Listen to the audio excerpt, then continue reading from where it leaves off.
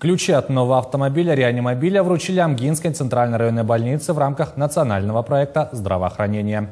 Новая специализированная машина оснащена дефибриллятором, электрокардиографом, аппаратом ИВЛ, транспортным монитором, наркозной и кислородной аппаратурой, а также пульсоксиметром, тележкой-каталкой, съемными носилками и всем необходимым медоборудованием для первой помощи.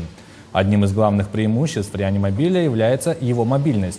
Благодаря этому он может быстро достигнуть места происшествия или пациента, что позволяет медицинскому персоналу начать оказывать помощь уже на ранних стадиях. На днях новый транспорт прошел техосмотр ГИБДД, получил государственные номера и начал работу. Буквально на прошлой неделе он совершил свой первый экстренный вызов.